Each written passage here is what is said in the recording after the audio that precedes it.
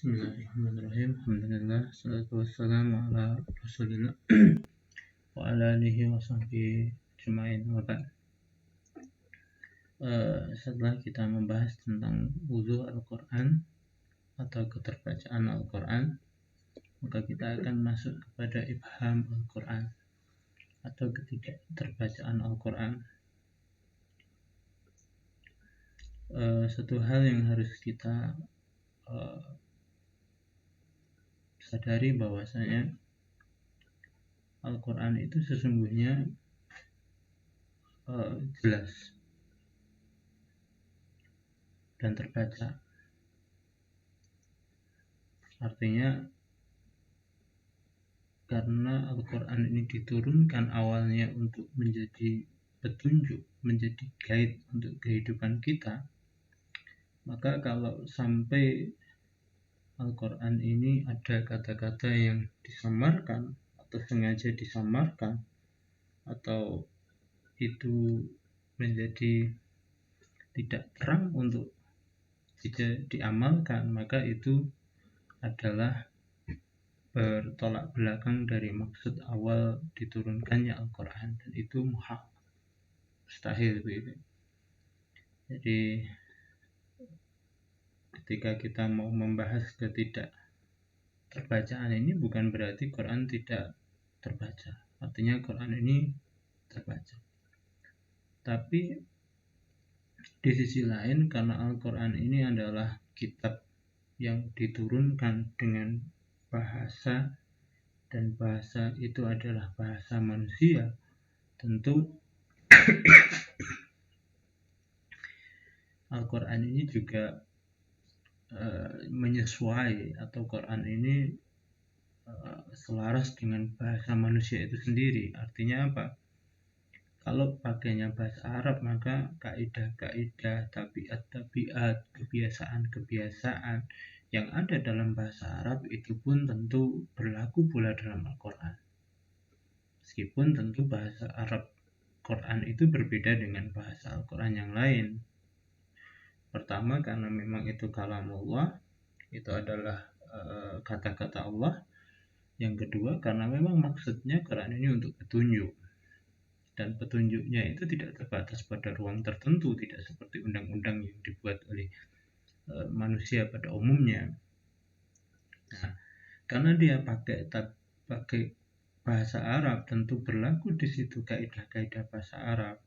Tentu akan menjadi aneh kalau Quran ini berbahasa Arab dan membuat kaidah sendiri. Artinya bahasa Arab versi Quran sendiri kan tidak mungkin.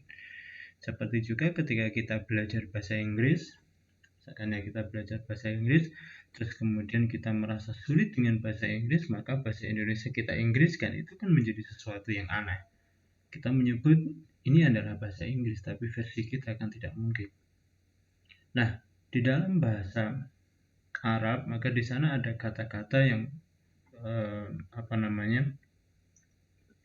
tidak terbaca. Nah, Quran memakai itu karena satu, memang bahasa Arab begitu tabiatnya ya. Karena kita nggak mungkin kita membayangkan Quran yang berbahasa Arab dengan lepas sama sekali, beda sama sekali dengan bahasa Arabnya Al-Quran gitu. Bahasanya Al-Quran berbeda sama sekali, itu kan tidak mungkin. Yang di sisi kedua, kalaupun ada sesuatu yang tidak terbaca, itu bukan berarti tidak terbaca sama sekali yang dipahami ini. Jadi dia tetap bisa terbaca, hanya yang bisa membaca adalah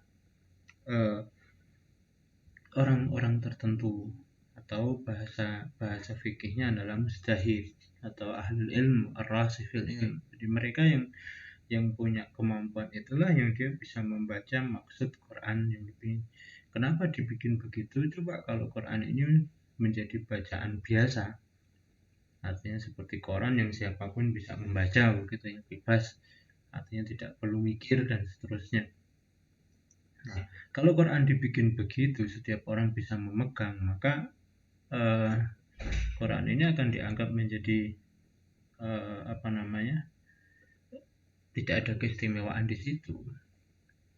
Nah, ketika tidak ada keistimewaan di situ, maka tidak ada daya tarik kita untuk membaca.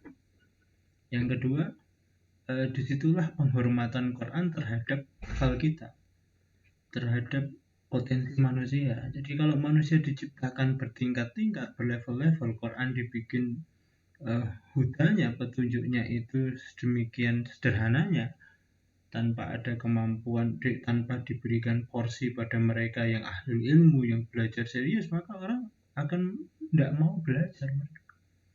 Nah, disinilah kita harus memahami bahwasanya Quran itu adalah kalam Allah yang dia datang dari Allah dengan sekian keistimewaan, seperti keistimewaan Allah itu sendiri. Meskipun sesungguhnya di Quran ini bolehlah kita menyebut ibham, tapi ibham itu bukan berarti tidak bisa dipecahkan.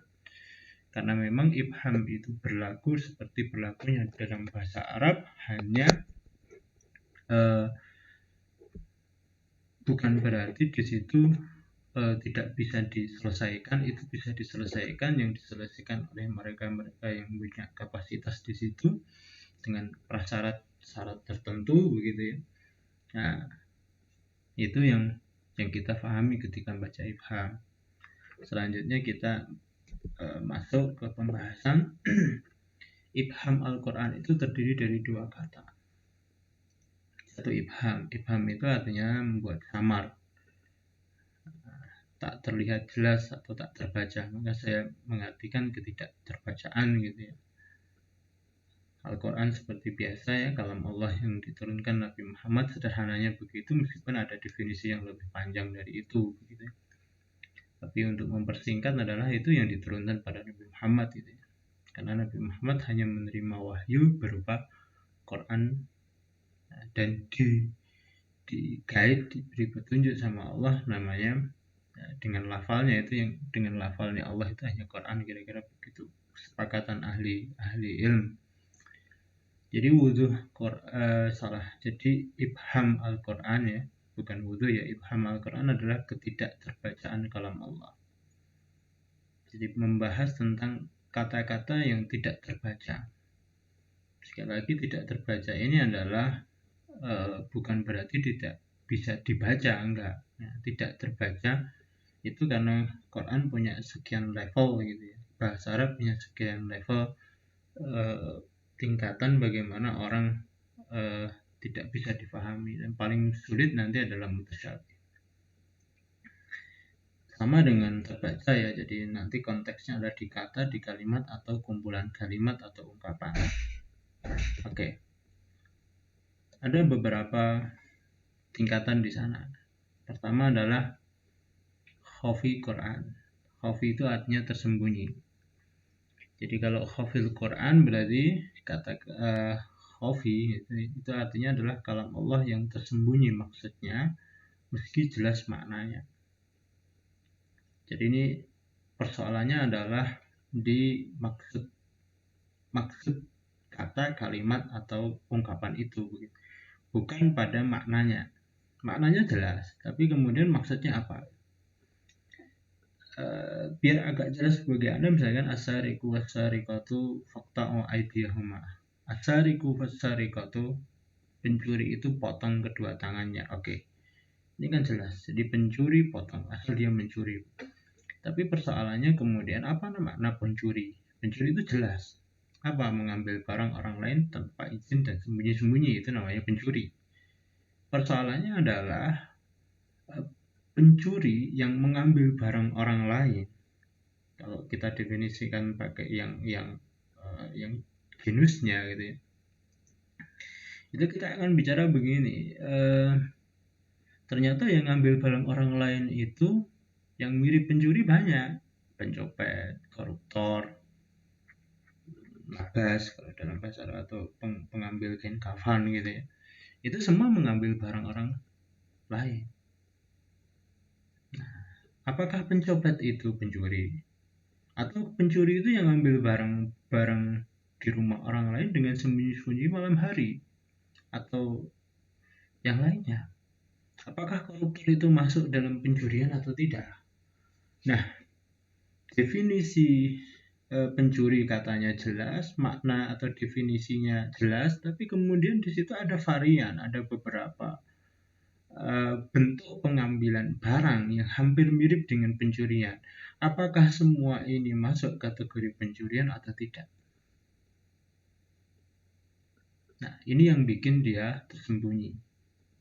Ini yang bikin dia tersembunyi. Artinya maksudnya itu apakah mencakup semuanya atau tidak?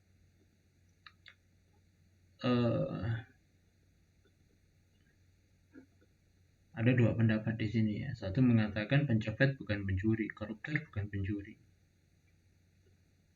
Baik makna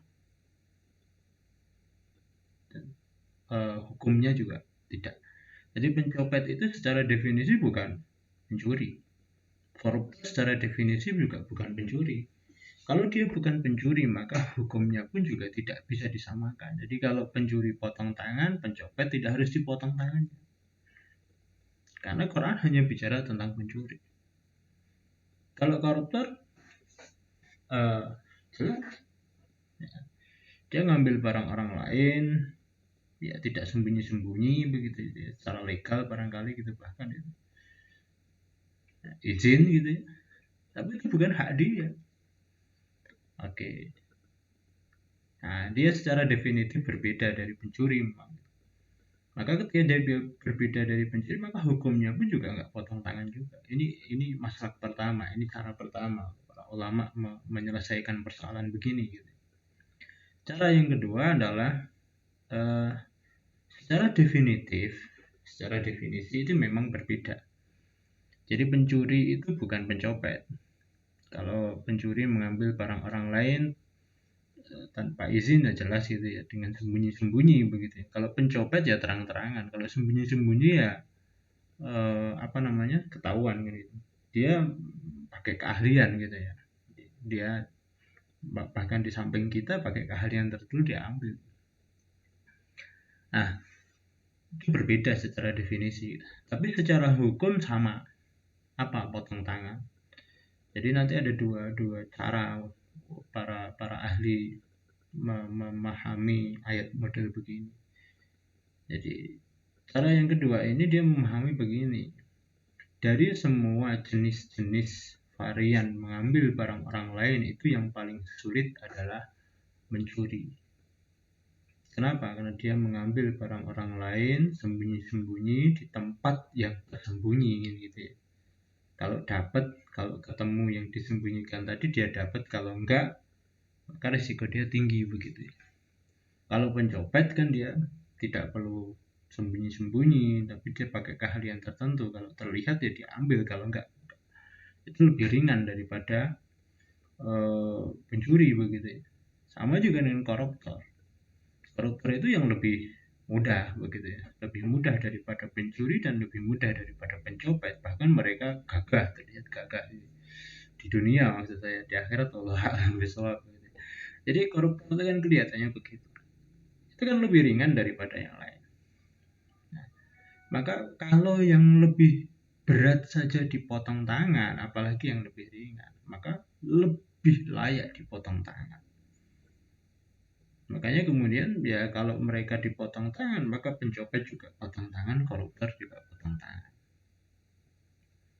Ini cara hukumnya yang sama. Jadi kategorinya masuk had, maksudnya begitu. Ya, kategorinya masuk had. Masalah apakah had ini harus mutabak atau tidak, apakah hukum had ini harus dilakukan atau tidak, tentu itu tergantung pada ijtihadnya imam itu sendiri. Kenapa?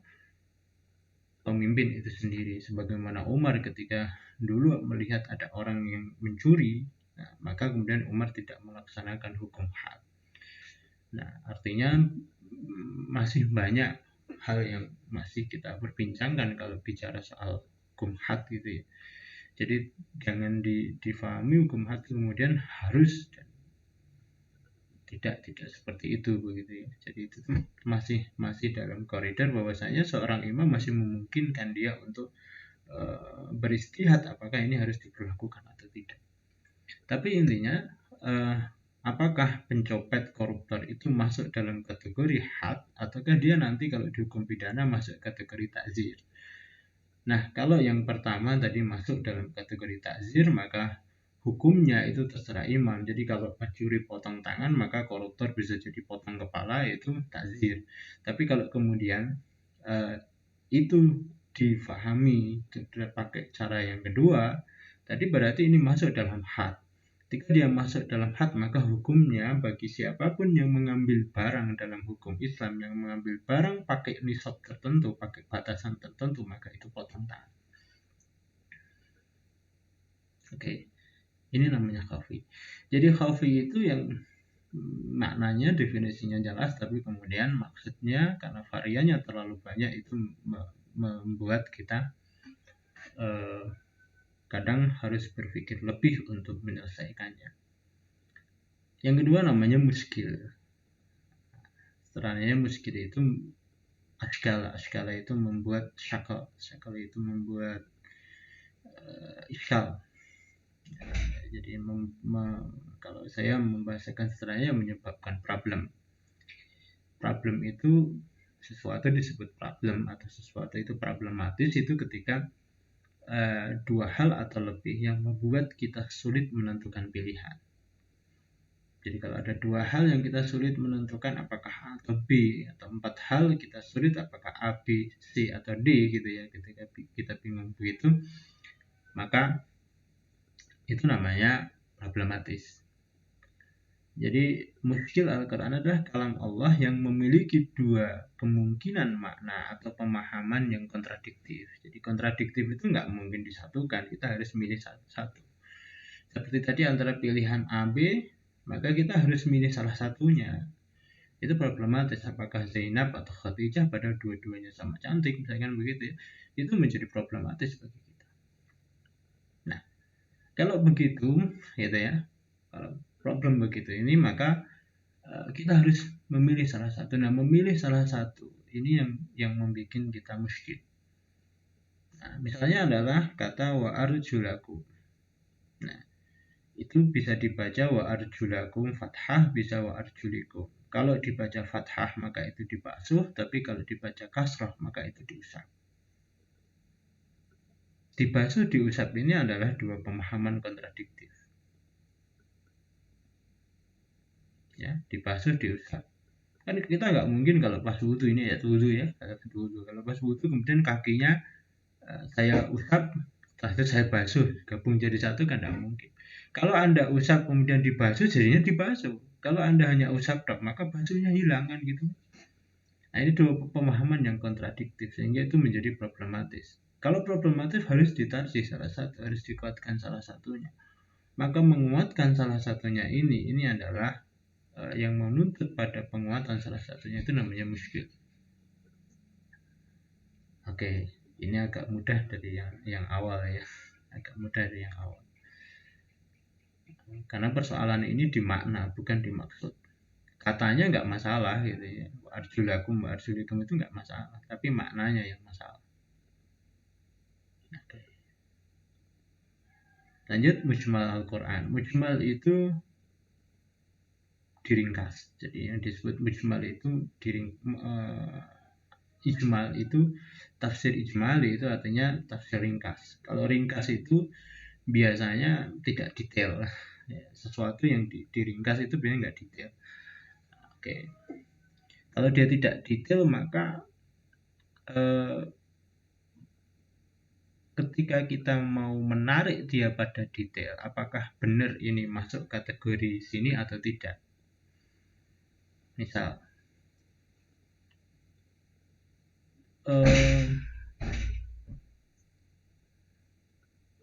mahasiswa kelas B, misalkan gitu ya, mahasiswa kelas B itu sopan. Nah, ini kan kelas B itu kan ringkasan kelas B semuanya kan gitu. Ketika kita tarik kelas B itu ada Umar, ada Ali, ada macam-macam orang, ada beberapa orang gitu ya, ada mungkin 40 namanya banyak gitu ya. Oke. Di situ kemudian ketika dia bertindakan, apakah yang disebut sopan tadi yang mana? Apakah itu ketika kita lihat satu tindakan tertentu atau yang itu? Apalagi itu dua hal yang kontradiktif. Karena tidak detail. Coba kalau kita bilang mahasiswa kelas B yang dia menghormati guru, maka itu adalah sopan-sopan.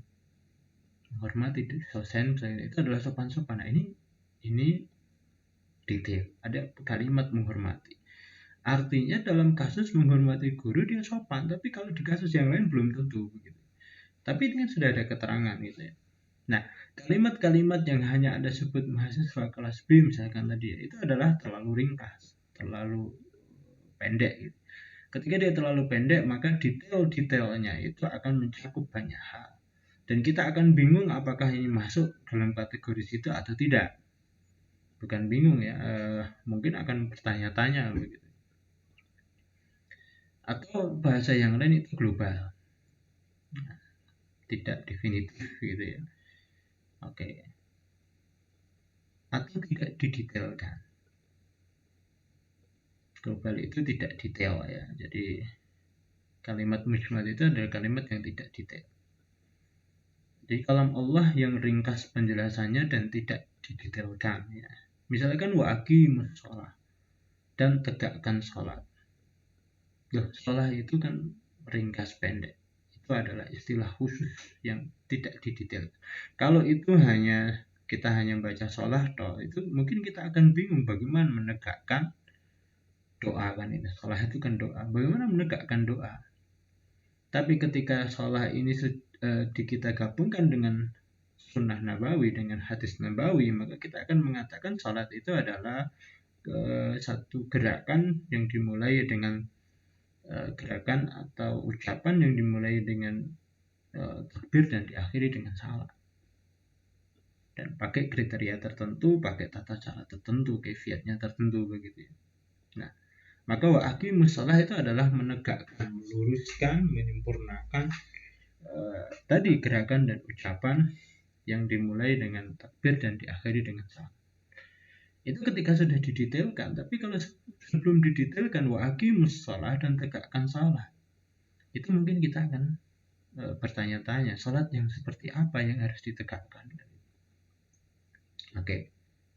Kata mujmal itu ada dua kemungkinan. Kemungkinan pertama ada didetailkan oleh syariat. Ketika sudah didetailkan, maka dia nantinya akan menjadi mufassar. Atau mubayyan yang kita baca di kajian wudhu Al-Quran. Salah ini ya. Ini harusnya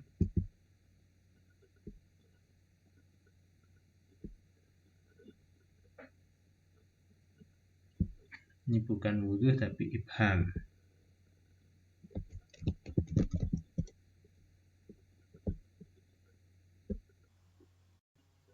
Oke.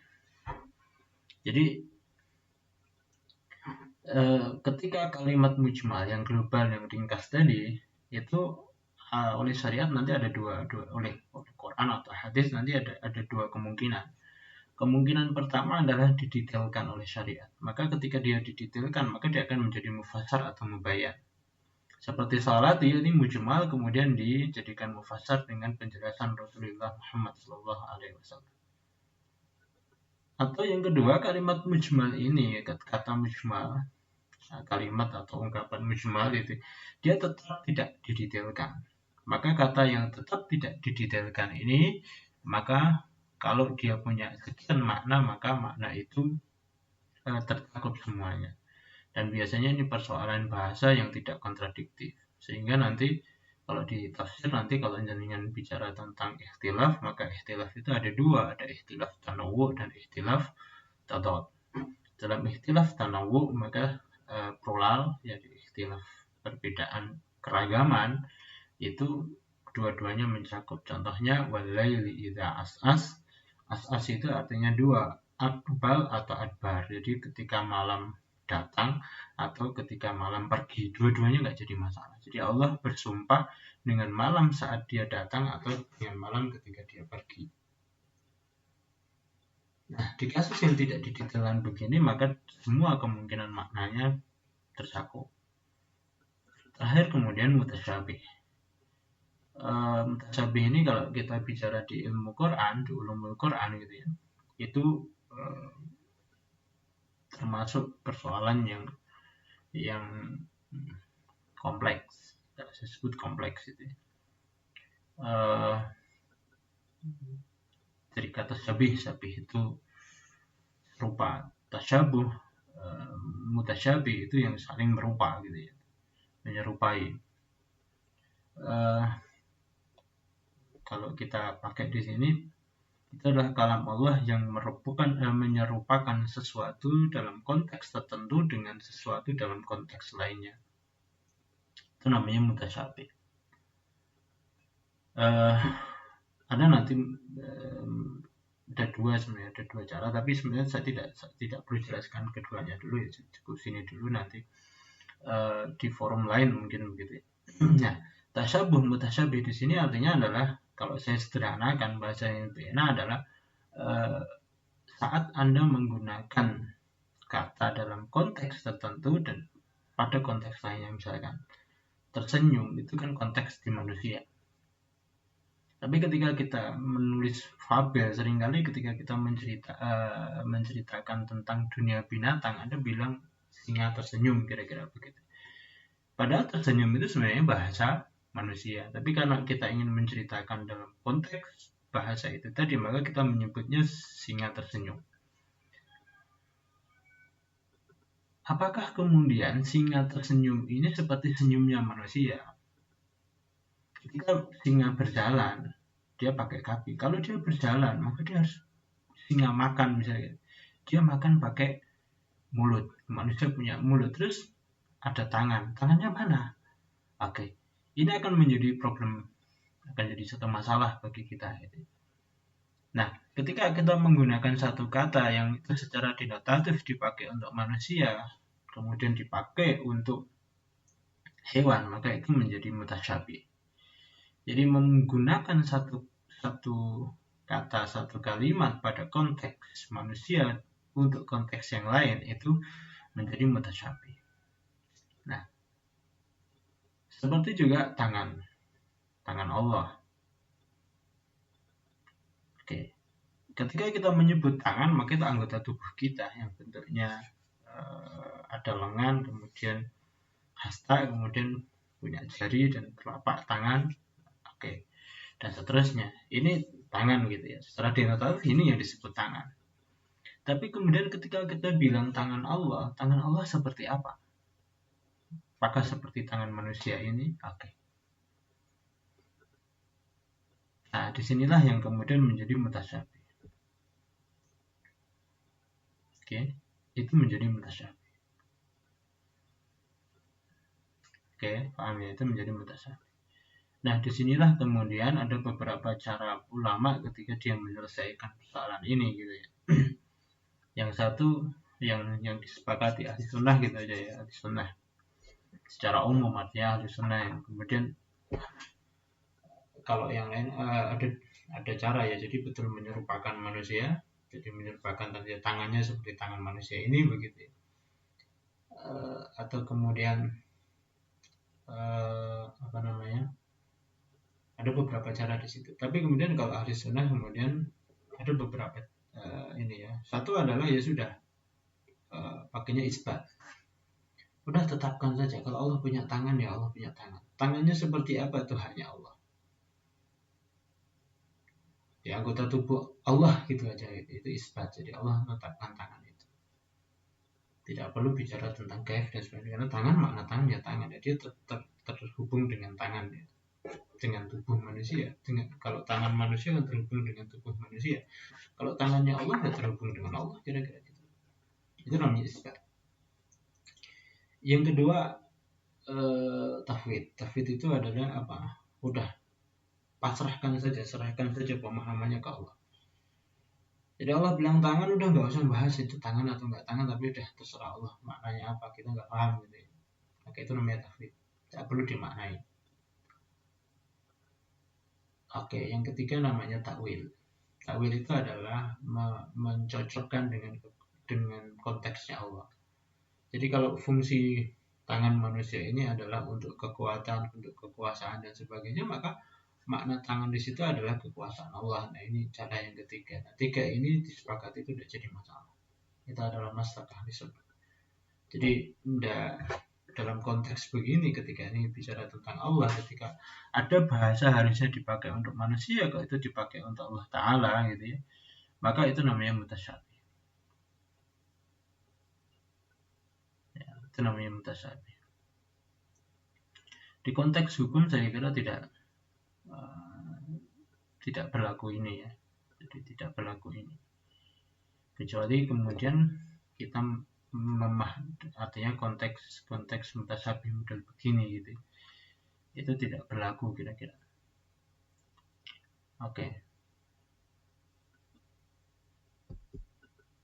Nah, sekali lagi ini ibham ya, tadi tidak saya lihat semuanya, ini ibham ya.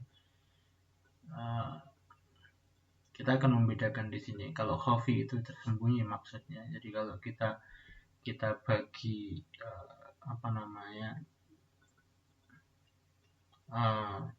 unsur sebuah kalimat itu ada kata, ada makna, kemudian ada maksud, maka problemnya adalah di maksud. Nah, maknanya jelas. Mencuri itu maknanya jelas.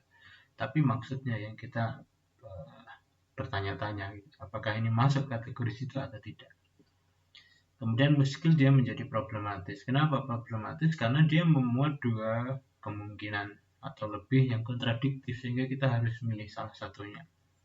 Sementara kalau mujmal dia masih global.